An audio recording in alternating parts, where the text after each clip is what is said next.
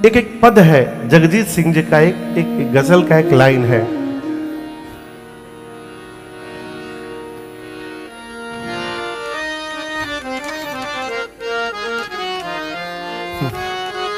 एक लाइन में सुनाता हूं।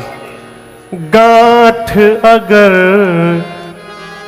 पड़ जाए तो फिर रिश्ते हो या डोर। गांठ समझ रहे हैं ना? गांठ अगर पड़ जाए तो फिर रिश्ते हो या डोर। लाख करो कोशिश खुलने में वक्त तो लगता है। लाख करो कोशिश खुलने में वक्त तो लगता है। नए परिंदे को उड़ने में वक्त तो लगता है। ग्रंथि लग जाए, कई लोग कई जीवन में इस ग्रंथि को खोल नहीं पाते हैं। उसी ग्रंथि को खोलने के लिए श्री रामचरितमानस जी इस दुबई की धरती पर आए हैं। ये ग्रंथ हमारे जीवन की हर ग्रंथि को खोल देगा और इसी ग्रंथ श्री रामचरितमानस जी के आश्रम में बैठकर हम और आप आने वाले 9 दिनों तक इस कथा गंगा में नित्य स्नान करने वाले हैं। इस ग्रंथ के रचयिता हैं प्रातः स्मरणीय पूज्यपाद गोस्वामी श्री तुलसीदास जी महाराज। क्या नाम है? तुलसीदास जी महाराज। गोस्वामी श्री तुलसीदास जी महाराज। इस कलिकाल के जीव पर गोस्वामी तुलसीदास जी महाराज ने जो करुणा और कृपा की है, हम अनंत जन्मों तक उस ऋण को उतार नहीं सकते हैं। भक्तमाल के टीकाकार कहते हैं पूज्य नाभादास जी महाराज, कलिकुटिल जीव निस्तार हित बाल्मीक तुलसी भयो। कलयुग के जीव का उद्धार करने के लिए साक्षात स्वयं आदि कवि बाबा वाल्मीकि जी ही गोस्वामी तुलसीदास जी के रूप में अवतार लिए। गोस्वामी जी वाल्मीकि जी के अवतार है। नाभादास जी महाराज कहते हैं गोस्वामी तुलसीदास जी महाराज ने इस मानस की रचना की। और दर्शन करिए, इस ग्रंथ को लिखने वाले गोस्वामी जी, आपको सुनकर आश्चर्य होगा, दुनिया की, मैंने बहुत पहले एक रिपोर्ट पढ़ा, हो सकता है वर्तमान में चेंज हो गया हो, दुनिया में सबसे अधिक एम्प्लॉय यदि किसी कंपनी में है तो वह है इंडियन रेलवे। अभी पता नहीं वर्तमान में कौन है, मुझे नहीं मालूम, अभी भी है। भारतीय रेलवे में जितने एम्प्लॉय हैं वर्ल्ड के किसी कंपनी में नहीं है। लेकिन हम आपसे एक बात बोले, इसको आज से भूल जाइएगा, दुनिया में सबसे अधिक एम्प्लॉय श्री रामचरितमानस की कंपनी में बैठे हैं। तो ये Shri Ramcharitmanas private limited firm है और जितने राम जी के भगत हैं, जो जो मानस की चौपाई को गा रहा है, सब इस कंपनी के एम्प्लॉय हैं। ये अलग बात है, डेजिग्नेशन सबका अलग अलग है, लेकिन सब इसी कंपनी के एम्प्लॉय हैं। ऐसे ग्रंथ को लिखने वाले गोस्वामी तुलसीदास जी कहते हैं, कविता विवेक एक नहीं मोरे, सत्य कहूं लिखी कागज को रे। गोस्वामी जी कहते हैं कि मेरे भीतर कविता लिखने का विवेक तनिक भी नहीं है। भैया, कविता विवेक एक नहीं मोरे। और गोस्वामी जी कहते हैं विश्वास करिए, हम ब्लैंक पेपर पर साइन करने को तैयार हैं। सत्य कहूं लिखी कागज कोरे, कोरे कागज पर मैं लिख कर दे रहा हूं, आप इसकी नोटरी करा लीजिएगा। मैं कहता हूं मेरे भीतर कोई विवेक नहीं है कविता लिखने की। जहाज से कभी आप लोग नदी देखे हैं? कहिए, देखिए होंगे ना। नदी सीधी बहती है कि टेढ़ी मेढ़ी? सीधी क्यों नहीं बहती है?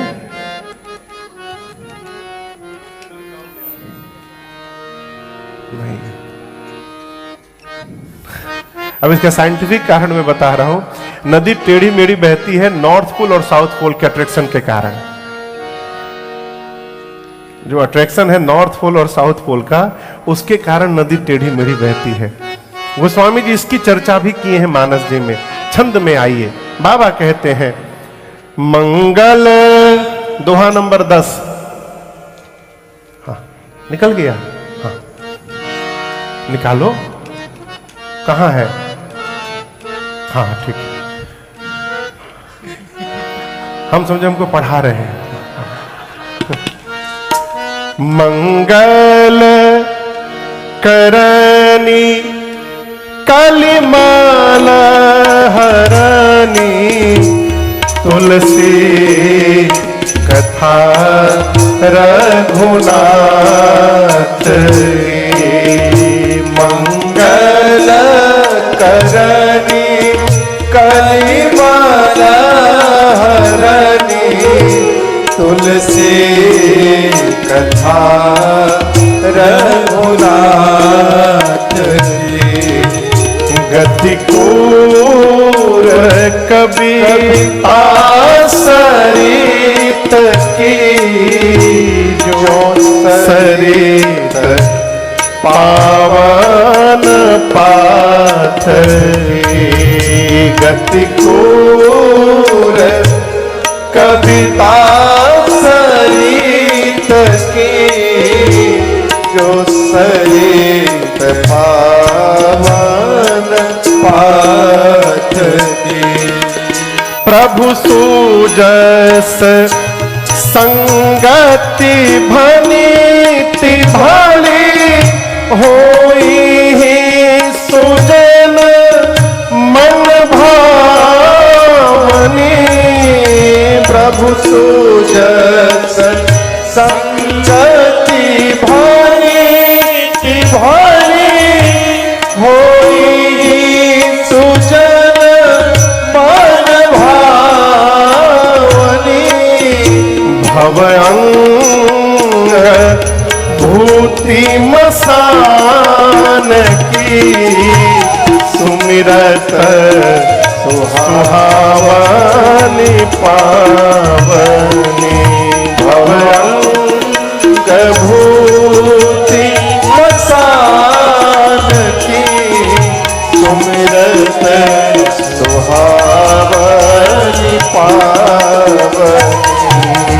भवअंग भूति मसान की, सुमिरत सुहावनी पावनी। भवअंग भूति मसान की, सुमिरत सुहावनी पावनी। सुमिरत सुहावनी पावनी। सुमिरत सुहावनी पावनी। एक एक शब्द पर ध्यान दीजिए। गोस्वामी जी कहते हैं मैं जो कथा गाने जा रहा हूं, ये कथा करती क्या है? आज के अगर व्यापारिक दृष्टिकोण से कहा जाए तो हर कंपनी अपने प्रोडक्ट का बेनिफिट बताती है ऐड में। ये करिए तो ये लाभ मिलेगा, ये लगाइएगा ये लाभ मिलेगा, ये तेल लगाइएगा, जिसका बाल नहीं है वहां भी निकल आएगा। कितने लोग का निकला वो भगवान जान रहे हैं लेकिन दावा सब करते हैं। गोस्वामी जी कह रहे मैंने जो ग्रंथ लिखा है ये करती क्या है? पहला काम मंगल करनी। ये कथा क्या करती है हेमंत बाबू? हाँ, मंगल करती है। और यहां दर्शन करिए, कलिमाला हरनी करनी, मंगल करती है। और कलयुग में जो विकार है हम लोगों के मन में, काम क्रोध मद मोह लोभ मत्सर, इसका धीरे धीरे हरण करती है। और क्षमा करिएगा, आप में से ऐसा कोई नहीं है इंक्लूडिंग मी जिसके भीतर ये बीमारी नहीं है। कोई नहीं है। यदि कोई है तो उसके चरणों में मेरे सिर का बारंबार दंडवत प्रणाम है। लेकिन मैं जानता हूं कोई है वो नहीं।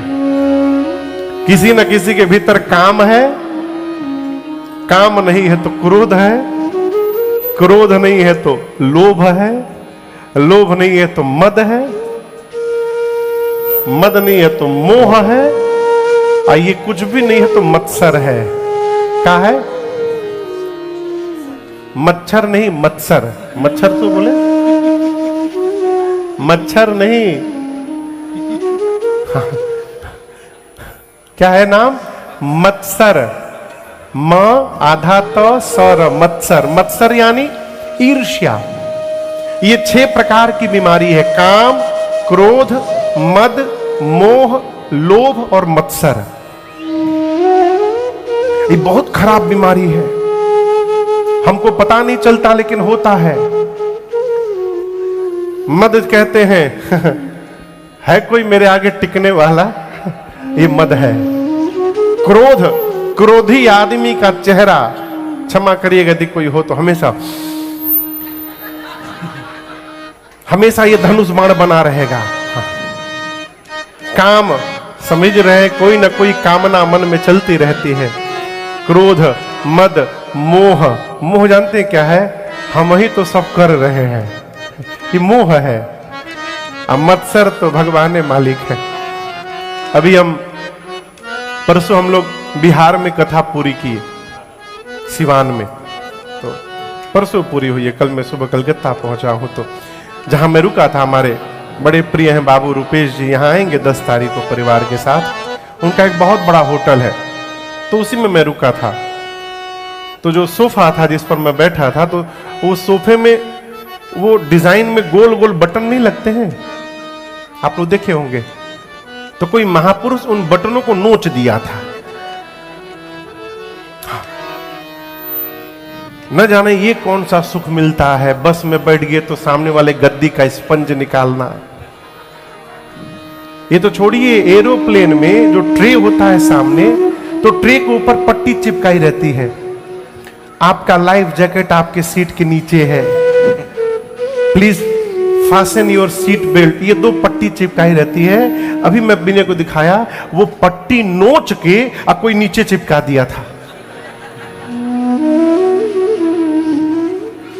ईर्ष्या ऐसी बीमारी है, ईर्ष्या से परेशान लोग को यदि आप घर में बुलाकर बिठा दिए, आप चाय लेने जाएंगे, यदि आपका सोफा नया है, वो पेन लेके छेद देगा कि कब ये फटे। मैं सत्य बोल रहा हूं, कब ये फटे।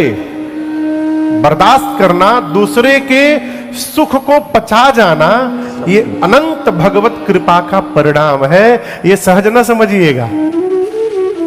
तो ये 6 विकार सबके भीतर है, किसी में कोई है, किसी में कोई है।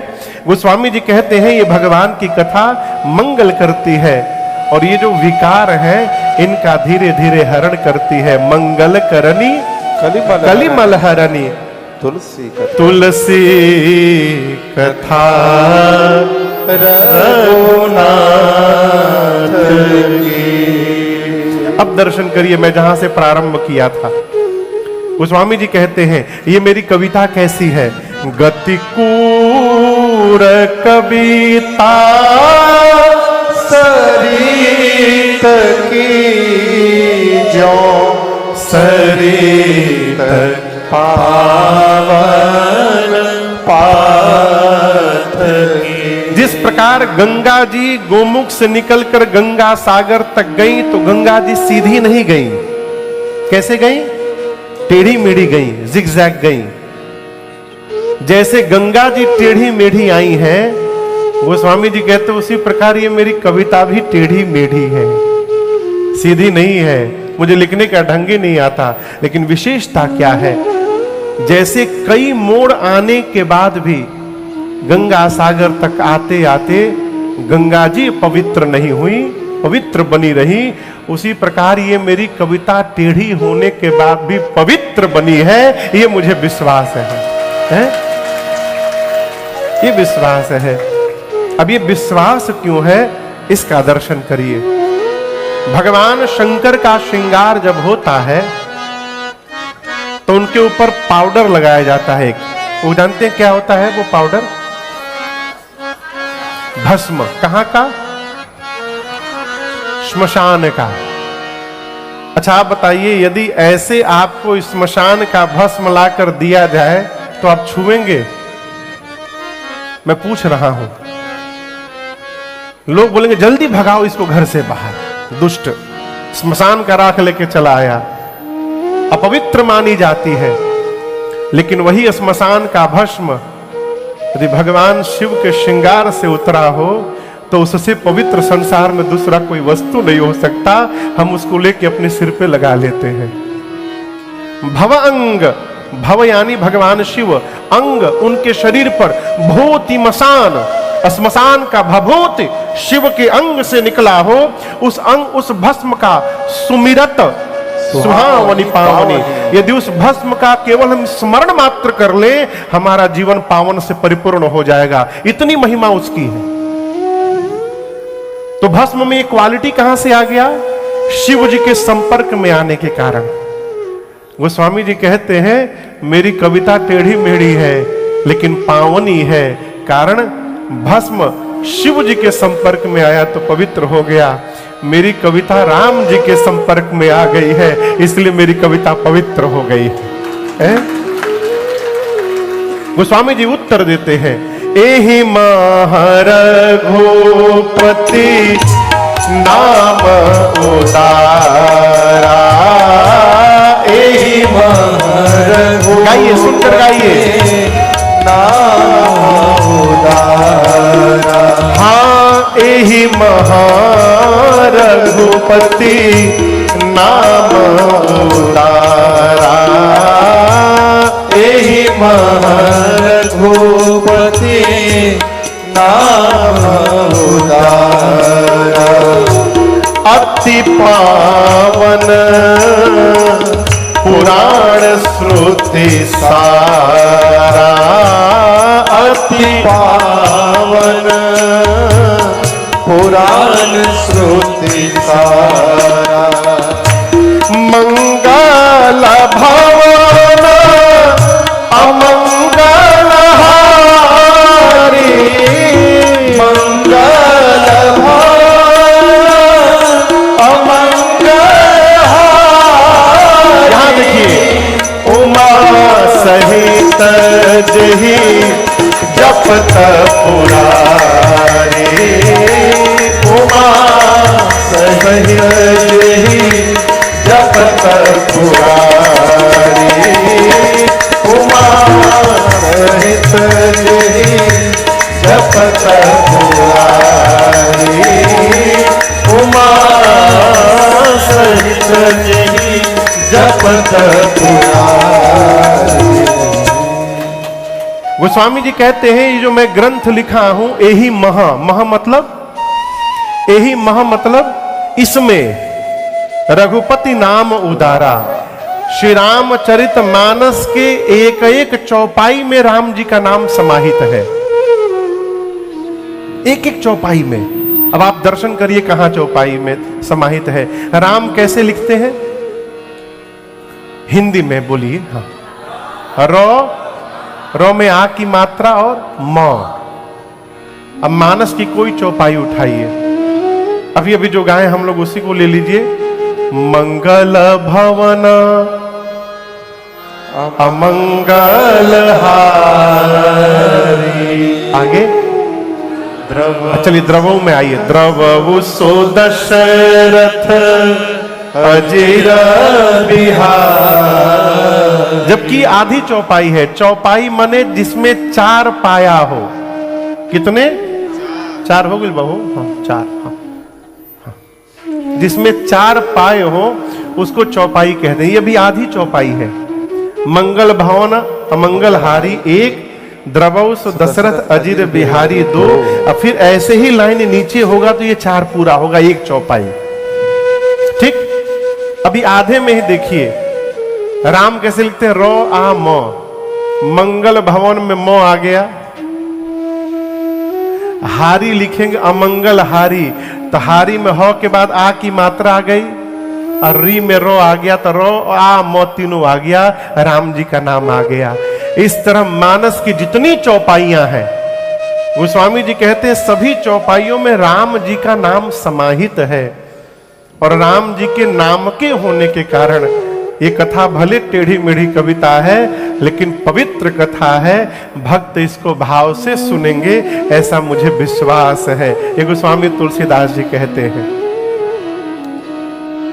आप में से बिहार का कौन कौन है? मन हमनी के छोड़ले नहीं जा कहीं लागता। यूपी के कौन कौन है? अयोध्या के? अच्छा, बहुत सुंदर, बहुत सुंदर। हाथ, हाँ, भदोही के लोग कहाँ नहीं थे। और बाकी सब जगह से कौन कौन कौन है? बहुत बढ़िया। अरे ये भी कम नहीं है वो। अद्भुत। अच्छा, आप दर्शन करिए। क्या कह रहे थे हम भुला गए। हाँ, चौपाई तो हो गया आगे। हाँ, तो 4 पाई हो गया पूरा। गोस्वामी तुलसीदास जी महाराज। हाँ, आप में से बिहार का कौन कौन है, ये पूछा था मैं। बिहार में एक जगह है नालंदा।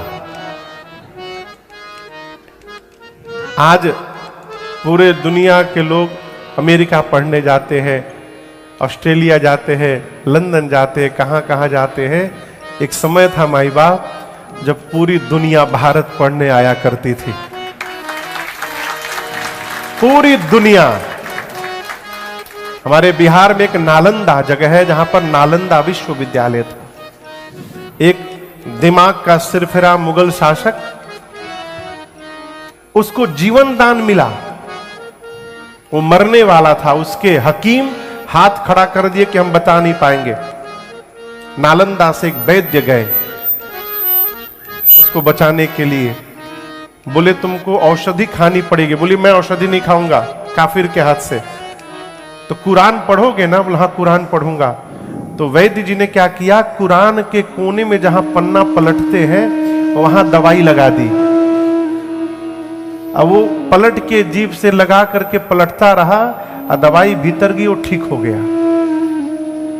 तो उसने बुलाया उसको, वैद्य को बताओ, बुलाओ किस कैसे ठीक किया मुझे। तो वैद्य जी ने बताया कि ऐसे ऐसे मैंने औषधि लगाई।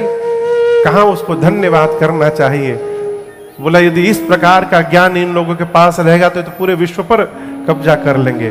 बस सेना लेकर गया और पूरे नालंदा विश्वविद्यालय में आग लगा दी उसने। 6 महीने तक जलता रहा पूरा विश्वविद्यालय। आज भी कभी बिहार जाइए तो उस अवशेष का दर्शन करिएगा।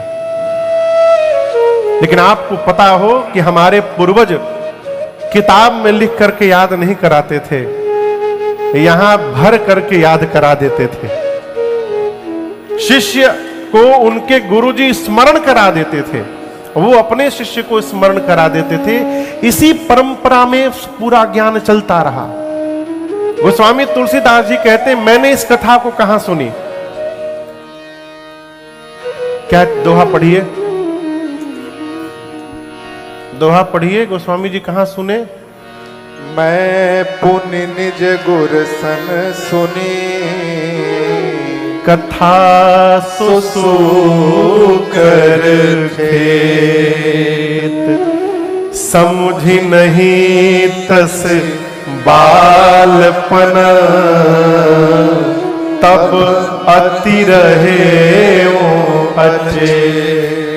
गोस्वामी जी कहते हैं मैंने सबसे पहली बार इस कथा को अपने गुरुदेव भगवान प्रातः स्मरणीय पूज्य श्री नरहरिया दास जी महाराज के श्रीमुख से सुना। किससे सुना? नरहरिया दास गुरु जी से। कहां सुना? सूकर क्षेत्र में, सूकर खेत। सूकर कहते हैं वराह क्षेत्र में।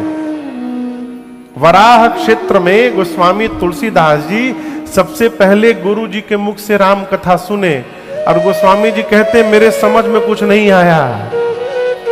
बुरा न मानिएगा, एक बात बोले, आप लोग तो रसिक श्रोता हैं, हम लोग कथा गाते हैं तो भारत में तो हजारों की भीड़ रहती है, उसमें कई लोग सो भी जाते हैं।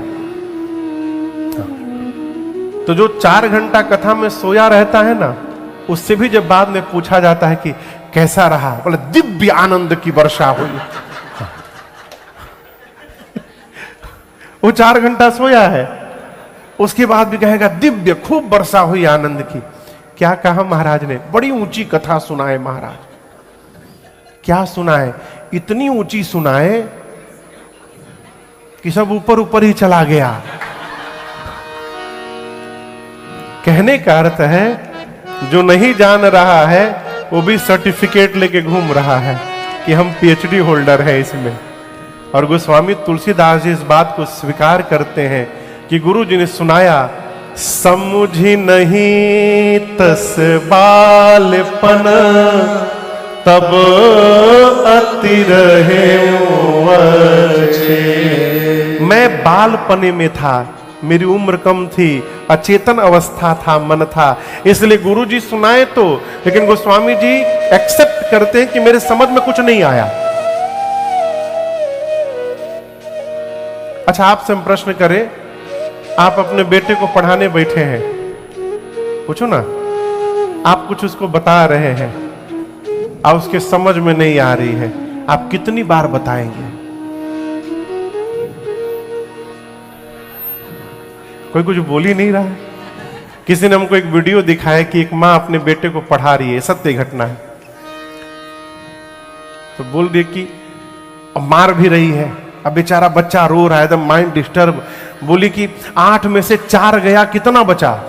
तो कभी 9 9 9 12 12 12 3 3 3 7 7, डर के मारे जौने लही जाए। मां उसको पूरा डांट रही है और बेचारा समझ ही नहीं पा रहा है। तब मां बोले, अच्छा छोड़ो, हम तुमको 8 रोटी दिए, ये भारी है ना, तुमसे एकदम इजी प्रश्न पूछ रहे हैं, तुमको हम 3 रोटी दिए और तीनों रोटी तुम खा गए, तो तुम्हारे पास क्या बचा? बोला सब्जी। मैं जब देखा तो इतना हंसा इस वीडियो को।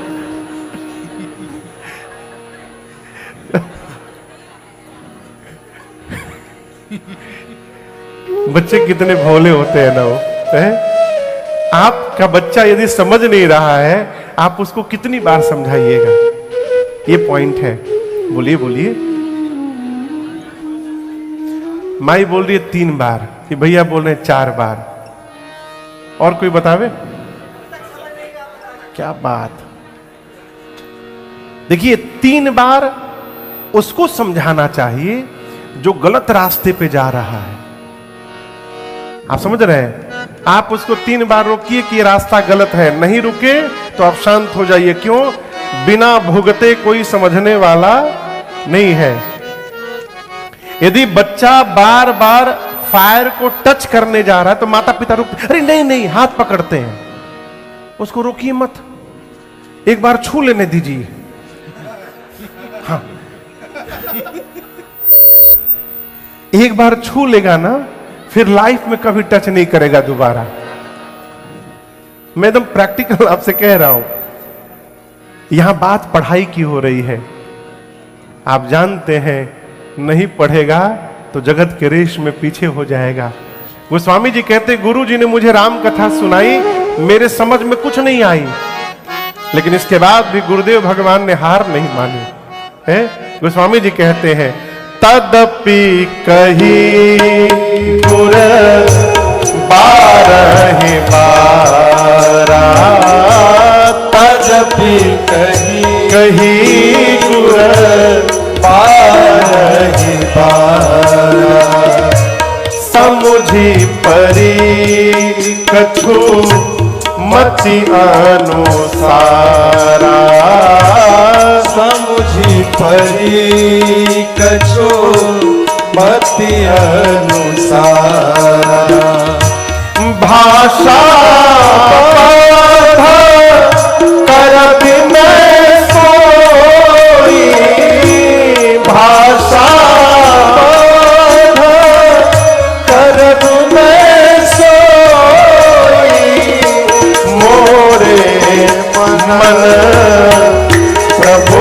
जेहि होई मोरे मन प्रबोध जेहि होई मोरे मन प्रबोध जेहि होई।